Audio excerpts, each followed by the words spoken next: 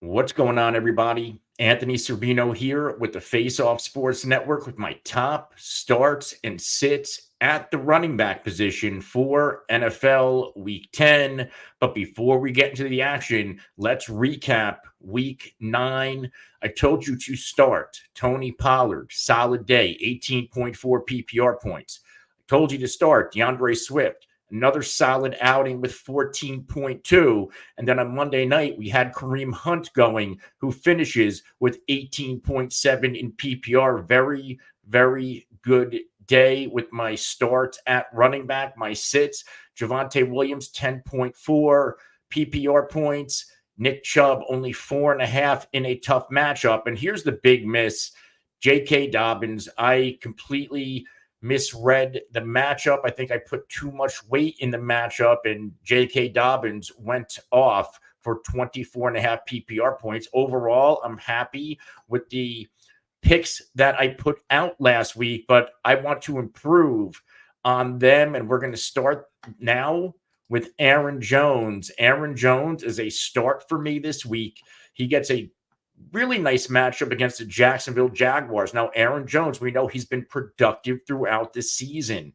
However, in the past two games, he's been solid, not spectacular, giving us under 12.2 PPR points in his past two with a floor of 11.5. He's still getting the carries. He's had 19 and 21 carries the past two games. He's had 2 and 4 receptions, 2 and 4 targets. The missing piece is that Aaron Jones has failed to score a touchdown in the past two games, and it's not for a lack of trying. He's had a total of 8 red zone carries, including 2 inside the 5-yard line in his past two, and he's one target inside the 20, which came last week.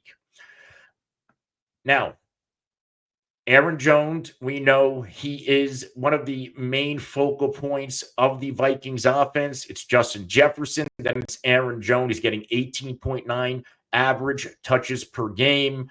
He's also getting 13.7% of the team target. So he's being used as a multi-facet rusher. And I think he gets back on track this week against the Jacksonville Jaguars, one of the easiest matchups for enemy running backs. Jacksonville, they've been getting gashed, notably in the past two games.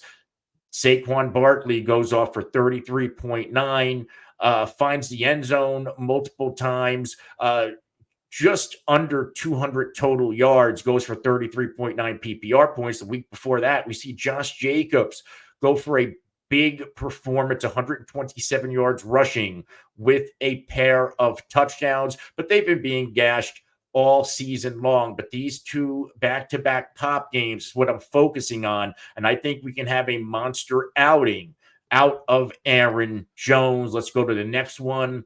DeAndre Swift. We're going back to the DeAndre Swift well. Now, again, I talked about Swift a few minutes ago in a recap. He was solid. 14.2 PPR points is good, but DeAndre Swift, since week 4, he's been outstanding. He's had 4 straight games with over 18.9 PPR points, including 3 straight games from week 4 to week 6, over 20. This is another player last week where the touchdown was missing. He goes for 16 for 51 on the ground, catches all 6 targets for 31 yards to receiver. He did not score a touchdown. He also did not have one red zone opportunity. No targets, no rushes inside the red zone. A complete misplay by Shane Waldron and the rest of the, I guess, thinkers on this coaching staff and play caller. It's just not good in Chicago right now. The one constant is that DeAndre Swift, week in and week out, is a productive fantasy player. Another guy, he get volume, 18.9 touches per game, 12% of his team targets. He's also giving us 9.8 yards after the catch, which is outstanding. That is 82nd percentile using the tools on rotowire.com. And we take DeAndre Swift into a positive matchup. He gets the New England Patriots. And this Patriots defense, they are progressively regressing. And this is a terrific matchup. I think we see DeAndre Swift get back on track, and they're going to have to lean on DeAndre Swift, let's face it, to win football games until it gets figured out by Caleb Williams. In the past 5 games, New England's been getting gashed. The NFL average in the past 5 weeks when it comes to fantasy points allowed to running backs in PPR, 22.9. New England is giving up 29.1, which is a 26.8% differential. It could have been higher. They limited Breece Hall a few weeks ago to 9.9 PPR points, but if you look in those other games from week 6 to week 9, Joe Mixon pops for 27, Bigsby goes for 23, and last week Pollard goes for 18. So I think this is a terrific bounce back spot for DeAndre Swift to give us another 18-plus point outing. I certainly think he gets into the end zone if you are betting touchdown scores like I do. Next up, final start, Tyrone Tracy. To me, he is a league winner. I've said it all season long. If this guy gets an opportunity, he's going to take off with it. And we've seen that. Now, since week 5, when he's gotten snap share, he's given us 3 games out of the 5 over 14 PPR points, including 2 games over 20. However, in 2 of his past 3, he's given us under 7.9. He's still dominating the snaps over Devin Singletary. The issue is, especially last week, he only had 1 target. This is a player who was a converted wide receiver in college to running back, and I think he needs to be used a little bit more in the passing game, which we've seen from week 6 to 8. He's had at least 3 targets in every game, including 1 game with 6. He needs more volume as a pass catcher, almost like DeAndre Swift, to give us a higher floor. As a runner, the issue, Philly, let's call it that Philly game, nobody from the Giants got going. Everybody was phased out. But last week against Washington, there was some meat on the bone. The Giants couldn't punch it in, and Tracy still went 16 for 66 on the ground. He still had 3 red zone carries, but nothing inside the 5. The Giants just couldn't really get that close. If he scores a touchdown, we're talking another game in a double digits. But guess what he gets this week? He gets a gift, an early Christmas gift as we approach the holiday season. He gets the Carolina Panthers. The Carolina Panthers we know as the easiest matchup for the enemy running back. Carolina can't stop anybody on the ground. They really can't stop anybody overall, but they especially are handicapped when it comes to stopping enemy running backs. They've allowed over 20 fantasy points to 5 different running backs this season. 5. Guys like Kamara twice, Dobbins, Chase Brown, Swift, B-Rob. I think that's even 6. They managed to limit, and not B-Rob, that was Bijan. They managed to limit B-Rob to 13 and Denver running backs. Like, come on, Denver running backs. Like this is a joke. This Carolina team could potentially concede the biggest game of the year to Tyrone Tracy. The Giants will be able to move the football. And I think this offense, because of the Andrew Thomas loss, which limits Daniel Jones as a thrower, I think this offense will run through Tyrone Tracy this week. Remember, if you like content like this, hit the like button, hit the subscribe button, and the alert icon so you can be notified anytime we are live to answer your questions, or we drop content just like this. Ask your questions in the comments below. Start sit questions, lineup questions, trade questions, waiver questions. Myself or one of the members of my team will get back to you as soon as we can. Now let's get into my sits. This time we're going to start with the aforementioned Tony Pollard. Tony Pollard, he's been great this year. Other cases, I told you to sit him. He ends up having a good game. But this time, I'm pretty confident we can sit Tony Pollard. I get it. There's a lot of teams on a bye. We're dealing with injuries and volatility at the position. But if you have better, you can sit Tony Pollard this week. And he is getting the Chargers. Like, we know what Tony Pollard gets. Like, I can tell you all the metrics. He's up to 20.8 touches per game. He's up to 13.3% of the team targets. He's getting 67% of his yards after contact. He's a really good running back. This matchup against the Chargers is atrocious. And this is a pure sit not because Chestnut's going to cut into the workload, not because this passing attack is any better. This is a pure sit because of how well the Chargers are defending running backs right now. In 2 out of the past 4 games, they've given up under 5.6 PPR points to guys like Javonte Williams and Nick Chubb, the leading rushers on their team.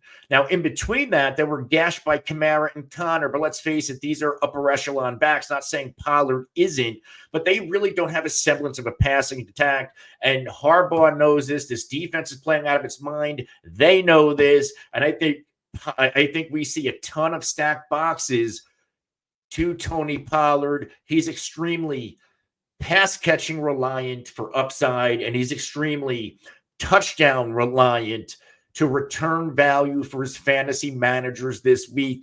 I am not touching Tony Pollard. No, by the way, the Chargers defense have only allowed a total of 2 touchdowns to running backs, 1 on the ground to Pirine in week 4 and 1 in week 1 as a receiver to Alexander Madison. They have not allowed a rushing or receiving touchdown to an enemy back since week 4. Let's go to a next sit.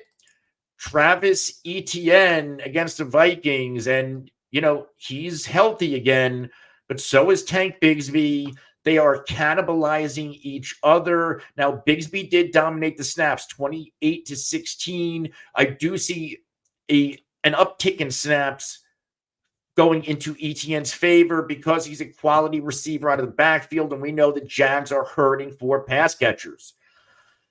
But Etienne, he hasn't been himself this year. His best output was week 2 against Cleveland, 14.8 PPR points. And in 3 games this season, he has accounted for under 7 PPR points. So we can omit the week 6 game against Chicago where he played offensive snaps and he suffered an injury. But still, it just has not been good. 11 touches per game. It's a guy we drafted 2nd, 3rd round. As a runner, he's good, like 70.9% yards after contact. That is 84th percentile. He's getting 9.6% of the team targets, and he's being targeted on 22.8% of the routes he is running. That's all well and good. He's just not getting enough opportunity. And this Jags offense, it's a mess. It is not very good. And when we take that into a tough matchup against Minnesota, I get you can throw on Minnesota a little bit, but they're outstanding when it comes to minimizing enemy running backs in fantasy football. This is a player I just don't trust whatsoever. Now, if we look, Minnesota in 2 out of the past 3 games, they were gashed by Gibbs and Tyrone Williams for over 22 PPR points. In fact, Gibbs went for 32. However, last week, Jonathan Taylor, who's pretty damn good running back, was held to 8.9 PPR points. He couldn't get going. 13 for 48 on the ground. Also caught 3 for 11 as a receiver. This is another situation where Etienne, he needs to catch 5 or 6 balls or score a touchdown to give us double-digit PPR points. And we're going to close out now with Javonte Williams. Javonte gave us that one big game that gave people hope in week 7 where he pops for 26. Maybe we could start him moving forward. And he's been underperforming since. The smash matchup he had to follow that up against the Carolina Panthers, we know how bad that defense is. I just told you about it. 9.2 PPR points. And he had opportunity. He went 17 carries for only 44 yards and caught 4 or 5 targets for a meager 8 yards, does not score. Last week, he ran into a gauntlet of a tough matchup. He was game scripted out, but still had 14 touches for around 84 yards. Doesn't get to the end zone. And this is the issue. When they're right around the end zone, we know that Bo Nix is going to be actively trying to run it. Now, And again, Javonte is getting right around 14.6 touches per game. He's getting targeted 12.8%. His rushing metrics aren't great. His receiving metrics are not great.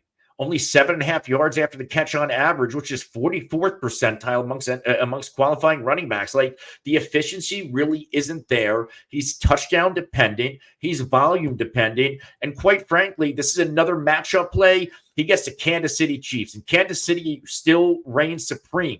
They are number 1 against a fantasy running back, despite giving up 12.5 PPR points on Monday night to Rachaad White. And the only reason why he had double digits is because he scored a touchdown. But Kansas City, it was only the third touchdown they gave up all season, and the first since week 3 of Bijan Robinson. They managed to shut down guys like Dobbins, Kamara, Jordan Mason. This is a good, really good run defense.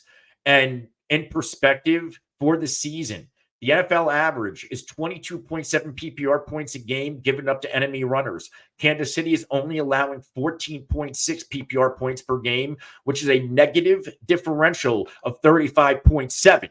We are sitting Javonte Williams with confidence in week 10.